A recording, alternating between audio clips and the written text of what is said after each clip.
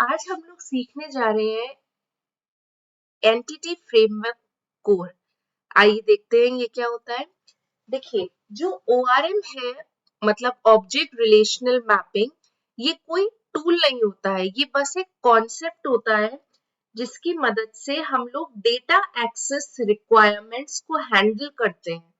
और ये हर अ, हमारे अलग अलग प्लेटफॉर्म में होता है, लाइक पाइथन में होता है और हमारे ASP.NET कोर में होता है। और ASP.NET कोर में जो ORM यूज हम लोग करते हैं वो होता है हमारा EF कोर।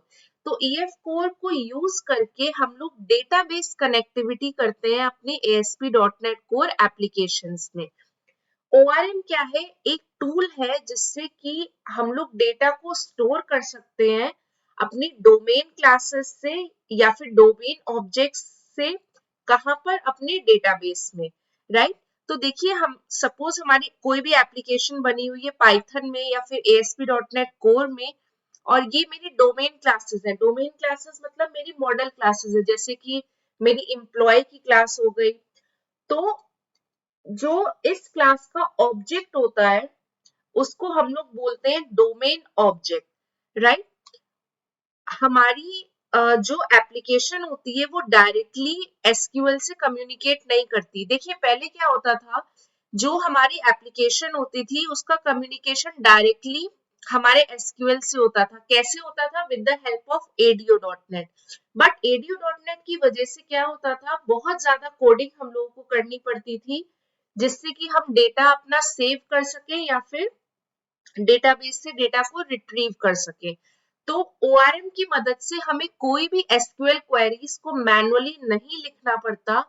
हम अपने डेटाबेस में काम कर सकते हैं यूजिंग द ऑब्जेक्ट्स।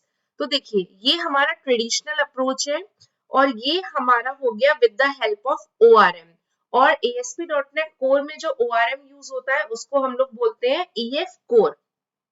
तो आप सिंपली बोल सकते हैं कि ORM एक फ्रेमवर्क है जो कि सिंपली एक प्रोसेस होता है डेटा को एक्सेस करने के लिए फ्रॉम द एप्लीकेशन।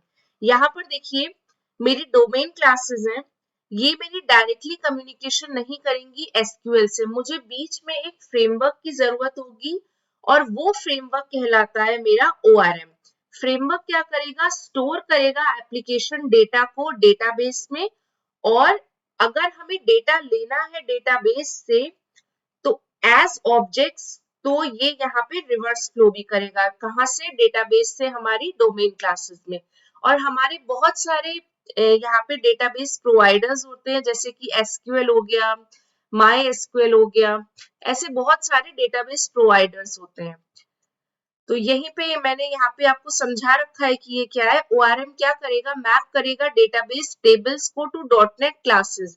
तो क्या होगा, ये मेरी .NET की क्लासेस होंगी और यहाँ पे मेरी डेटाबेस टेबल्स होंगी। ORM क्या करता है? एक मैपिंग परफॉर्म करता है यहाँ पे ऑब्जेक्ट्स के साथ with the database tables. Next है हमारा ASP.NET कोर में जो ORM यूज होता है वो कॉमनली यूज किया जाता है इंटरैक्शन के लिए।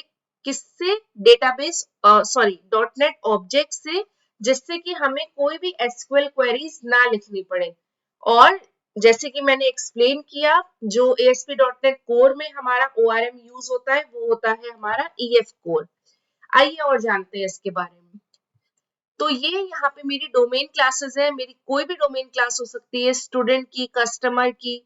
वो डायरेक्टली मेरी कम्युनिकेशन नहीं करेगी डेटाबेस से, मतलब मेरी एप्लीकेशन कोड डायरेक्टली डेटाबेस से बात नहीं करेगा। उसके लिए बीच में एक फ्रेमवर्क यूज होगा ORM का, जो कि EF कोर होगा। EF कोर में क्या होगा? इसमें कोडिंग बहुत कम होती है और ज्यादा से ज्यादा ऑटोमेशन होता है। जैसे कि मैंने एक्सप्लेन किया था कि पहले हम लोग ADO.NET यूज करते थे EF कोर की जगह, जिससे हमें बहुत ज्यादा अपने एप्लीकेशन में कोडिंग लिखनी पड़ती थी इंटरैक्शन के लिए डेटाबेस से। तो EF कोर क्या करता है? सिंपली मैपिंग करता है ऑब्जेक्ट्स की डेटाबेस के साथ। और एक चीज बहुत इंपॉर्टेंट है, ये कोई प्रोग्रामिंग लैंग्वेज नहीं होती है, ये एक डेटा एक्सेस की टेक्नोलॉजी होती है। डेटा एक्सेस कैसे? डेटा मेरा सारा डेटाबेस में होगा और यहाँ पे मेरे क्या होते हैं, मेरे ऑब्जेक्ट्स होंगे। नेक्स्ट आते हैं कुछ इसकी थ्योरी पे। तो ईएफ कोर क्या होता है, ये लाइट वेट है, ओपन सोर्स है, क्रॉस प्लेटफॉर्म है। ये और ये क्या करता है, डॉट नेट डेवलपर्स को हेल्प करता है जिससे कि हम लोग डेटाबेस से बात कर सके with the help of dot net objects. ये एक ओआरएम फ्रेमवर्क है, मैं आपको पहले ही बता चुकी हूँ। और ये दो अप्रोचेस से हम लोग अचीव कर सकते हैं, एक तो कोड फर्स्ट अप्रोच और डेटाबेस फर्स्ट अप्रोच। ये दोनों अप्रोचेस हम लोग विद प्रैक्टिकल देखेंगे अपने आगे आने वाले लेक्चर्स में। नेक्स्ट यहाँ पे कुछ इसके फीचर्स हैं। देखिए ये एसिंक्रोनस है। एसिंक्रोनस मैं आपको इसको प्रोग्रामिंग में बताऊंगी कि किस तरीके से हम लोग इसका ऑपरेशंस परफॉर्म करते हैं एसिंक्रोनसली। क्रॉस प्लेटफॉर्म मतलब किसी भी प्लेटफॉर्म पे यूज हो सकता है। इसमें लिंक क्यू क्वेरीज का सपोर्ट रहता है, माइग्रेशंस हम लोग करते हैं। ये सब फीचर्स हम लोग देखेंगे जब हम लोग इसके प्रैक्टिकल पे आएंगे, राइट। नेक्स्ट देखिए ईएफ कोर प्रोवाइडर्स। अब इसमें ये क्या, यहाँ पर क्या है, ये होते हैं मेरे डेटाबेस प्रोवाइडर्स। डेटाबेस प्रोवाइडर मेरे कोई भी हो सकता है, मेरा एसक्यूएल हो सकता है, माई एसक्यूएल हो सकता है, पोस्टग्री एसक्यूएल हो सकता है। तो जो ईएफ कोर प्रोवाइडर है वो क्या होता है, ईएफ कोर और डेटाबेस के बीच में होता है। हम लोग कोई भी डेटाबेस प्रोवाइडर को यूज कर सकते हैं। नेक्स्ट जैसे कि मैंने आपको एक्सप्लेन किया, ओआरएम में दो अप्रोचेस होती है, कोड फर्स्ट अप्रोच और डेटाबेस फर्स्ट अप्रोच। देखिए होता क्या है, कोड फर्स्ट अप्रोच में हम लोग मॉडल क्लासेस बनाते हैं अपनी एप्लीकेशन में, जैसे कि स्टूडेंट या फिर एप्लीकेशन में कोई भी मैंने क्लास करी, जैसे एग्जाम्पल के तौर पे इंफॉर्मेशन की मैंने क्लास क्रिएट करी है, राइट। तो ओआरएम क्या करेगा, वो मॉडल क्लास को देखेगा और डेटाबेसेस और टेबल्स को ऑटोमेटिकली जनरेट करेगा। इसका मतलब क्या हुआ, ओआरएम क्या कर रहा है, कन्वर्जन कर रहा है मॉडल क्लासेस को किसमें, टेबल्स में इन द डेटाबेस। तो ये होता है मेरा कोड फर्स्ट अप्रोच, जिसमें मुझे सिर्फ कोडिंग लिखनी पड़ेगी मॉडल क्लासेस में और डेटाबेस टेबल्स मेरी ऑटोमेटिकली क्रिएट होंगी। दूसरा अप्रोच आता है मेरा डेटाबेस फर्स्ट अप्रोच।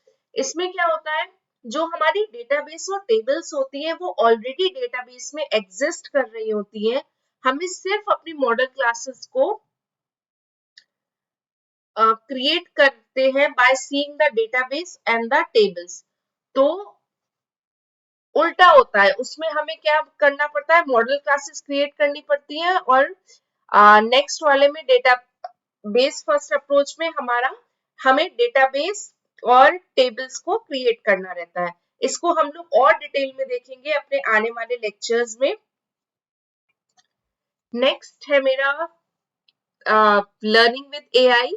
तो इसमें आप लोग सिंपली क्या करिएगा, गूगल पे जाइए, जेमिनाई पे, और वहां पे प्रॉम्प्ट डाल दीजिए कि ईएफ कोर क्या होता है। आपको डिटेल में इसको स्टडी करने के लिए काफी मटेरियल मिल जाएगा। जैसे कि ये देखिए गाइस, मैंने यहाँ पे क्या किया, ईएफ कोर डाला है और यहाँ पे मुझे पूरा इसको और डिटेल में along with some Microsoft supporting documents मिल गया, जो और आपको एक्सप्लेन करेंगे कि ईएफ कोर क्या होता है। जस्ट इसको सम अप करने के लिए मैं बताना चाहूंगी फिर से कि ईएफ कोर सिंपली एक मैपिंग है, किसकी, ऑब्जेक्ट्स की और डेटाबेसेस की, राइट। ये एक नया वर्जन होता है ईएफ का, जो कि आया है EF6 के बाद, बट ये रीडिजाइन हुआ है। ये एक डेटा एक्सेस टेक्नोलॉजी है और एक ORM फ्रेमवर्क है। So that's it for this lecture. अगर आपको कोई भी कंफ्यूजन हो तो प्लीज कमेंट सेक्शन में उसको मेंशन करिए। Thank you.